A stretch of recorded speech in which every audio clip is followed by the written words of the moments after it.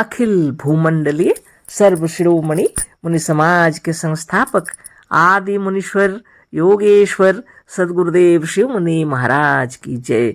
उपस्थित मुनि वृंद, साधु सज्जन वृंद, संत वृंद, साधक वृंद, आध्यात्म ज्ञान के जिज्ञासु और प्रेमियों, सभी श्रोता वृंद, आप सभी को मेरा कोटिशः नमन, सप्रेम जय जीव। तो आध्यात्मिक चर्चा चल रही है और हम लोग सदगुरुदेव शिव मुनि महाराज रचित ग्रंथ यजुर्वेद सूक्ष्म पर चर्चा कर रहे हैं। अध्याय 2 पर चर्चा हो रही है। यजुर्वेद के संहिता भाग में अद्वैत वेदांत, और गुरुदेव अनेक उदाहरण देकर हम लोग को समझा रहे हैं, यजुर्वेद के मंत्रों को बतला करके समझा रहे हैं। और आगे आज हम लोग पढ़ेंगे कि स्वामी दयानंद ने तो गलत कर दिया, अर्थ का अनर्थ भी कर दिया, तो उसको बार बार कितना पढ़े, इसलिए कल जहाँ से पढ़े थे वहाँ से आगे पढ़ते हैं। इसलिए मंत्र में हे मनुष्यों न रहने पर भी क्यों, इसलिए उसको तो पढ़ना ही पड़ेगा, बहुत मुश्किल है ना। स्वामी जी ने पहले यह कहा कि हे मनुष्यों, यह शब्द कहकर अर्थ करना आरंभ किया है, पर आप जरा मंत्र को फिर पढ़कर बतावें, हे मनुष्यों, यह मंत्र के किस शब्द का अर्थ है। मंत्र में कहाँ कहा है कि हे मनुष्यों, यह मंत्र में ही नहीं है। यह सब स्वामी जी के दिमाग की झूठी कल्पना है कि इन मंत्रों को ईश्वर ने कहा है। इन मंत्रों को ईश्वर ने नहीं कहा, इन मंत्रों को ऋषि ने कहे हैं, दीर्घतमा ऋषि ने। लेकिन पक्षपातवश स्वामी जी को ऐसा लगता है ये मंत्र ईश्वर की कही हुई है, वेदों के मंत्र हैं सोचकर, और अपना मन गढ़ंत उसमें डाल दिए। हे मनुष्यों डाल दिए, फिर भी वह गड़बड़ हो रहा है। आगे पढ़ते हैं गुरुदेव क्या कह रहे हैं। इसलिए मंत्र में हे मनुष्यों ना रहने पर भी हे मनुष्यों इतना अपनी ओर से जोड़ दिया है। यह मंत्र ईश्वर का कहा हो ही नहीं सकता। आप भी विचार कीजिए, है ना। सदगुरुदेव कह रहे हैं ऐसा हो ही नहीं सकता, यह मंत्र ईश्वर का कहा है, ऐसा हो ही नहीं सकता, क्योंकि आगे जो लिखा है, ईश्वर कैसे कहेगा कि हे मनुष्यों, वह कांपता है। हे मनुष्यों वह कांपता है, माने अपने बारे बता रहे हैं। हाँ, ईश्वर तो खुद ही लिख रहे हैं ना, तो हे मनुष्यों वो कैसे कहेगा। गुरुदेव कह रहे हैं ईश्वर कैसे कहेगा कि हे मनुष्यों वह कांपता है। यह दूसरा कोई बेवकूफ कहता तो दूसरी बात थी, वही ईश्वर कैसे कहेगा कि वह कांपता है। तत् एजति ब्रैकेट में लिखे हैं। वह कांपता है। ईश्वर को किसका डर है कि वह उससे डर कर कांपता है, और डर छूट जाने पर तन्नय जति, है ना, तो नहीं कांपता, तन्नय जति। हाँ, मंत्र में तो इतना ही कहा है, तत् एजति तत् न एजति। आप विचार कर लीजिए। सदगुरुदेव शिव मुनि महाराज की जय, है ना। कोटि कोटि नमन, जिन्होंने अर्थ को सुंदर से बतलाया, और जो भूल किए हैं स्वामी जी वो भी बतला दिए। क्यों भूल किए वह भी बतला दिए, क्योंकि उनके मन में ऐसी भावना उत्पन्न हुई कि वेद के मंत्र हैं, ईश्वर ने रचे हैं। और ईश्वर जब रचे हैं तो यह कैसे होगा, इसलिए उन्होंने उसमें जोड़ दिया हे मनुष्यों, जहाँ वहाँ है ही नहीं हे मनुष्यों, तो लिख दिए हे मनुष्यों।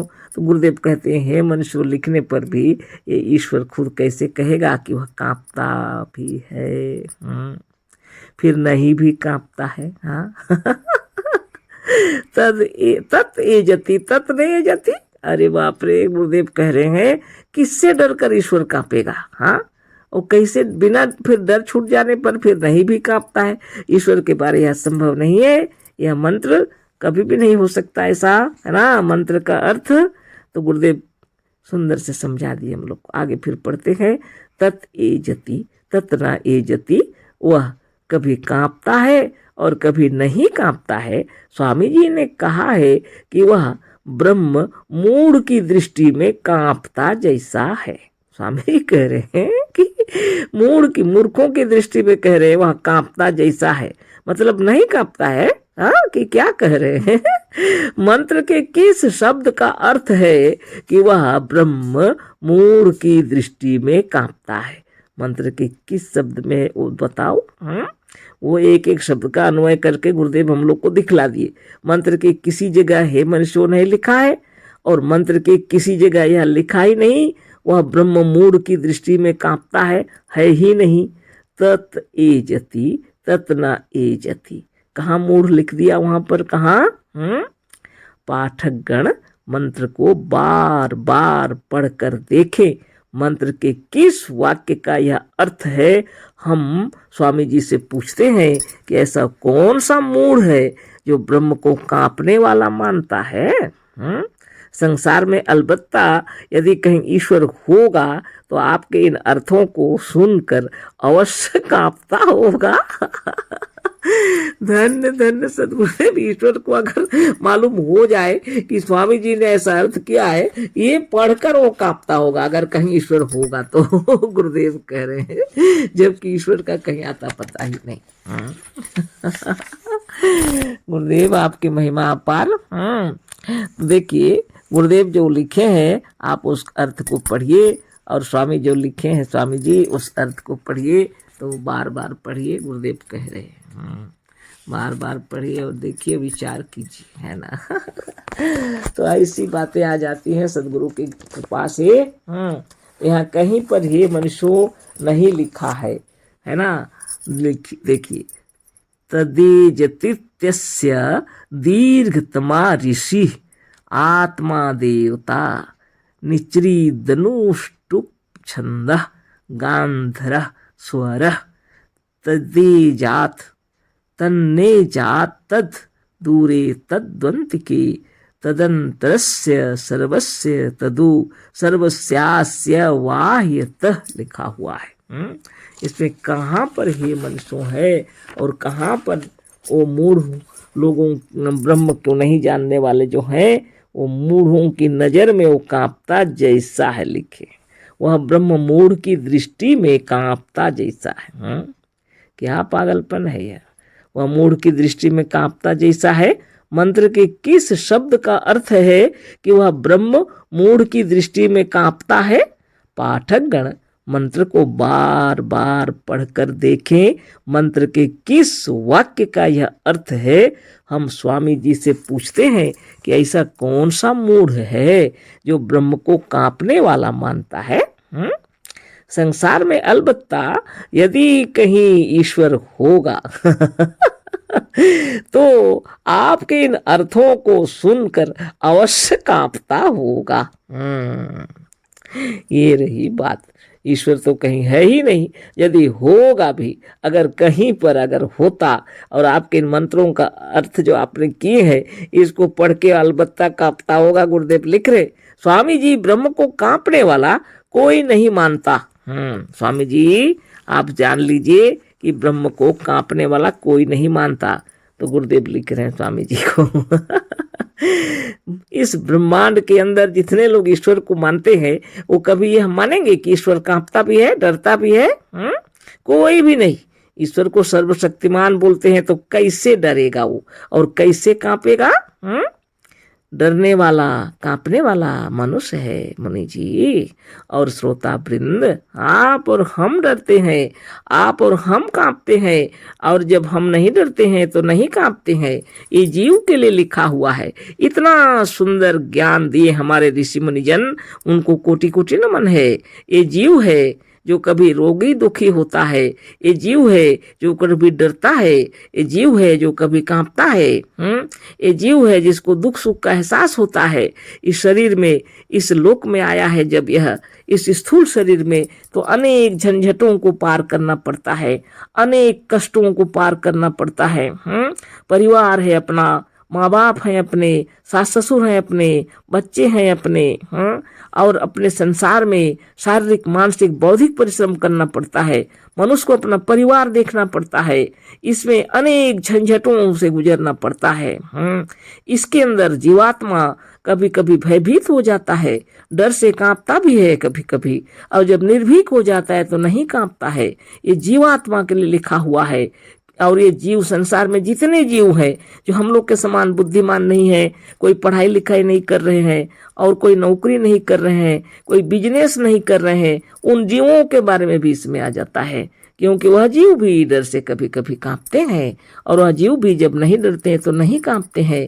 आप सोच लीजिए, यह जीव के बारे वर्णन किया हुआ है, और स्वामी जी कहाँ से ले आए? हे मनुष्यों, क्या यह केवल मनुष्यों के लिए लिखा हुआ है? मनुष्य को समझाने के लिए तो लिखा हुआ है निश्चित रूप से। यह कोई वेद वेदांत पशु पक्षियों के लिए नहीं लिखा हुआ है, किसी जीव जंतुओं के लिए नहीं लिखा हुआ है, लेकिन मनुष्यों के लिखा हुआ है, क्योंकि मनुष्य ही सबसे मूर्ख है विश्व में, है ना। मूर्ख तो मूर्ख है ही, महामूर्ख है वह। यह प्रकृति को अपने वश में करने के चक्कर में खुद बेवकूफ बन के बैठा है ना। ना यह ईश्वर को समझ पाया, न प्रकृति को समझ पाया, न किसी जीव जंतु को समझ पाया। संसार में सबसे अधिक क्रूर अगर कहें तो मनुष्य है। सब जीवों को मार के खा जाता है, सब जीवों को कष्ट पीड़ा से मार के खा जाता है। अपने स्वार्थ के लिए क्या क्या नहीं करता है यह मनुष्य। मनुष्यों को भी मार डालता है, मनुष्यों को भी माने इतना क्रूरता से मारता है। बताइए, हाँ, बाप रे बाप। डरेगा नहीं, कांपेगा नहीं मनुष्य। यह मनुष्य के लिए लिखा हुआ है, किसी दूसरे के लिए नहीं लिखा हुआ है। कहाँ का है मनुष्यों? नहीं लिखा। गुरुदेव आपकी महिमा अपार। अगर आप नहीं आए होते तो वेदों को हम लोग कभी नहीं पढ़ते, कभी समझते भी नहीं। पढ़ते तो क्या समझते, कुछ नहीं, है ना। खूब पढ़ते लेकिन कुछ समझ में नहीं आता। आरती उतारते रहते इन किताबों की और रख देते और साष्टांग दंडवत करते, बस। ना हम किसी मनुष्य को समझते, ना किसी जीव को समझते, कुछ भी नहीं। आज क्या हो रहा है? ये जीव तो वेद वो पुराण पढ़े लिखे जितने लोग हैं, बड़े बड़े महात्मा लोग, बड़े बड़े पंडित लोग, बड़े बड़े मौलवी लोग, ये सब क्या सिखा रहे हैं हम लोग को? ईश्वर को बता दिए अपने से हटकर, और खोजो दुनिया जहाँ उसको ढूंढ रहा है। और वेद में भी वह लिखा ही नहीं है। कुरान शरीफ में भी अपनी खुदा अपने आत्मा को कहा गया है। Body is the Bible of God, मतलब क्या होता है? बाइबल में लिखा है क्या बॉडी इज दी? क्या लिखा है? हाँ, अपने शरीर के अंदर में, यह शरीर के अंदर में भगवान बैठे हैं, टेम्पल ऑफ गॉड। क्या लिखे हैं शरीर में? भगवान रहते हैं कि नहीं रहते हैं? लेकिन कौन पूछता है इन बातों को? इन बातों को तो लोग पूछते भी नहीं, ना सुनते भी नहीं, और सोचते हैं पादरी साहब बता रहे हैं तो जरूर होगा, वो 7वें आसमान के ऊपर होगा। मौलवी साहब बोले हैं तो वो देखे होंगे मौलवी साहब, तभी तो बता रहे होंगे ना। हाँ, और पादरी साहब बोल रहे होंगे जरूर स्वर्ग लोक में रहते होंगे वो, है ना। और हमारे पंडित जी बता रहे हैं तो अवश्य ही देखे होंगे ना, कैलाश पर्वत में रहते होंगे। तो इन्हीं लोगों के चक्कर में आप फंस गए। सदगुरुदेव आपको इन चक्रों से निकालने के लिए चक्र भेदन साधन बतलाए हैं। चक्र भेदन साधन कीजिए। जैसे मनुष्य पानी में तैरने सीख जाता है ना, तो तैरते हुए पानी के तकलीफ से ऊपर आ जाता है। संसार के चक्रों से ऊपर आना है गुरुदेव की महिमा से, तो नित्य दिन चक्र भेदन कीजिए। इन सारे झंझटों से पार उतर जाएंगे। तो ये तो रह गई बात, खत्म नहीं हुई, कल फिर पढ़ना पड़ेगा। यह किताब में ऐसा लिखे ये आगे बढ़ ही नहीं पाते हैं, पीछे क्यों आना पड़ता है? फिर पीछे फिर आगे। क्या गुरुदेव आपकी महिमा भी क्या कहें। कोई बात नहीं, तत् एजति तत् न एजति।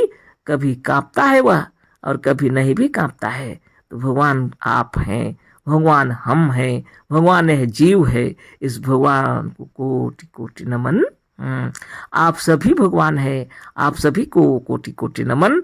अगर आप न हो तो न यह प्रवचन होगा, न यह संसार रहेगा, है ना। सदगुरुदेव शिव मुनि महाराज की जय। अशेष धन्यवाद, कोटि नमन, सब प्रेम, जय जीव।